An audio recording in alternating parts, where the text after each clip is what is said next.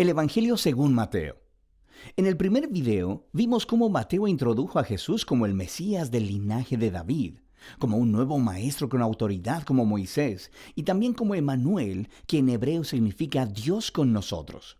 Después de que Jesús anunció y enseñó acerca del reino de Dios, y después de que Él llevó el reino a la vida diaria del pueblo de Israel, vimos que Jesús fue aceptado por muchos, pero rechazado por otros, especialmente por los líderes religiosos de Israel, los fariseos. Así que la gran pregunta es, ¿cómo terminará el conflicto entre Jesús y los líderes de Israel?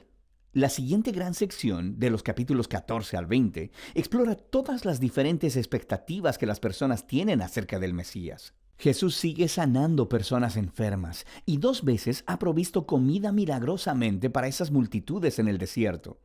Una formada por gente judía y otra por gente no judía. Y esta señal es muy similar a lo que Moisés hizo por Israel en el desierto. De manera que todas estas personas están muy emocionadas con Jesús. Ellos piensan que Él es el gran profeta y el Mesías, pero no así los líderes religiosos. Su perspectiva del Mesías está formada por pasajes como el Salmo 2 o Daniel capítulo 2, sobre un Mesías victorioso que va a liberar a Israel y derrotar a los opresores paganos. Y desde esa perspectiva, Jesús es un falso maestro. Él está haciendo declaraciones blasfemas acerca de sí mismo. Así que aquí encontramos historias acerca de su creciente oposición mientras preparan un plan para asesinarlo. Jesús responde apartándose de ellos, y Él empieza a enseñarle a sus discípulos más cercanos lo que significa que Él sea el Mesías de Israel, porque no es nada de lo que los demás están esperando. De manera que Jesús le pregunta a sus discípulos en el capítulo 16. Él dice, «¿Ustedes quién dicen que soy yo?» Y parece que Pedro se topa con la respuesta correcta. Él dice, «Tú eres el Mesías, el Hijo del Dios viviente». Pero luego queda claro que Pedro está pensando acerca de un rey que va a reinar victoriosamente a través del poder militar. Y Jesús reta a Pedro diciendo, «Sí, me convertiré en rey, pero de una manera diferente». Así que Jesús comienza a enseñarles acerca de los temas del profeta Isaías, quien dijo que el rey mesiánico sufriría y moriría por los pecados de su pueblo. Jesús se estaba posicionando a sí mismo como el rey mesiánico, que reina a través de convertirse en un siervo que entregaría su vida por Israel y las naciones. Y bueno, Pedro y los discípulos simplemente no lo entienden. Así que Jesús entra al cuarto bloque de enseñanza, seguido después por otra serie de enseñanzas. Y estas se tratan de la naturaleza del reino mesiánico de Jesús puesto de cabeza, el cual pone al revés todos nuestros sistemas de valores. Así que en la comunidad del rey siervo, ganas honor al servir a otros en lugar de vengarte, y perdonas y haces el bien a tus enemigos. Y en el reino de Jesús obtienes verdadera riqueza al entregar tu riqueza a los pobres. Para seguir al Mesías siervo, debes convertirte tú mismo en un siervo. En la siguiente sección vemos a los 2 reinos chocar, el reino de Jesús y el de los líderes de Israel. Jesús llega a Jerusalén por la Pascua montado en un burro, y las multitudes están adorándolo como el Mesías.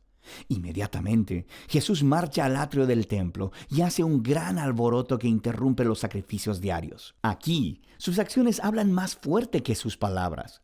Como el rey de Israel, Jesús estaba ejerciendo su autoridad real sobre el templo, el lugar en el que Dios e Israel se encontraban.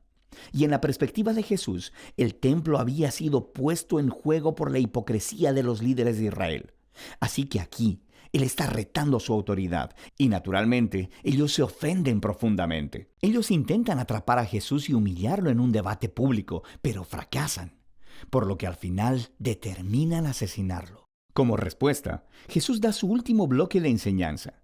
Primero ofrece una apasionada crítica de los fariseos y su hipocresía, y luego, Él se lamenta sobre Jerusalén y su rechazo a Dios y a su reino. Luego Jesús se aparta con los discípulos y les empieza a decir lo que va a suceder. Él será ejecutado por esos líderes, pero al hacerlo, ellos cavarán su propia tumba, porque en lugar de aceptar el camino del reino pacífico de Jesús, ellos tomarán el camino de la rebelión contra Roma, y así Jerusalén y su templo serán destruidos.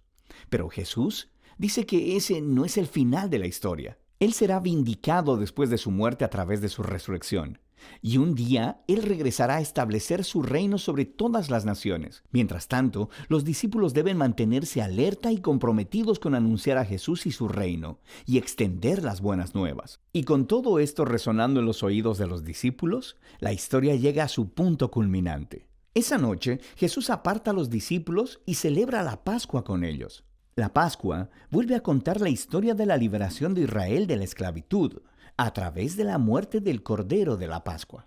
Y luego Jesús toma el pan y el vino de la cena como nuevos símbolos, mostrando que su muerte venidera sería un sacrificio que redimiría a su pueblo de la esclavitud al pecado y la maldad. Después de la cena, Jesús es arrestado y puesto en juicio delante del Sanedrín, el concilio de los líderes judíos. Y ellos rechazan su declaración de que es el Mesías, lo acusan de blasfemia contra Dios. Entonces Jesús es llevado delante de Pilato, el gobernador romano, quien piensa que Jesús es inocente, pero cede ante la presión de los líderes judíos y sentencia a Jesús a muerte por crucifixión. Así que Jesús es llevado por soldados romanos y crucificado. Ahora notarás en esta sección que, justo como Mateo hizo en los primeros capítulos, él aumenta el número de referencias al Antiguo Testamento. Él está tratando de mostrar que la muerte de Jesús no fue una tragedia o un fracaso. Más bien fue el sorprendente cumplimiento de todas las antiguas promesas proféticas. Jesús vino como el Mesías siervo del que Isaías hablaba. Él fue rechazado por su propio pueblo, pero en lugar de juzgarlos, Él es juzgado en su lugar, llevando las consecuencias de su pecado. Así que termina la escena de la crucifixión, y el cuerpo de Jesús es colocado en una tumba. Pero el libro termina con un giro sorprendente, el último capítulo. Los discípulos descubren la mañana del domingo que la tumba de Jesús está vacía. Y de pronto, las personas comienzan a ver a Jesús resucitado de entre los muertos. Y el libro concluye con un Jesús resucitado, dando su enseñanza final, llamada la Gran Comisión. Jesús dice que Él es ahora el Rey verdadero del mundo. Así que envía a sus discípulos a ir a todas las naciones con las buenas nuevas de que Jesús es el Señor y de que cualquiera puede unirse a su reino al ser bautizado y seguir sus enseñanzas. Y haciendo eco a su nombre, Emmanuel, Dios con nosotros, del capítulo 1, las últimas palabras de Jesús para sus discípulos en este libro son: yo estaré con ustedes. Es una promesa de la presencia de Jesús hasta el día que Él finalmente regrese. Y ese es el Evangelio según Mateo.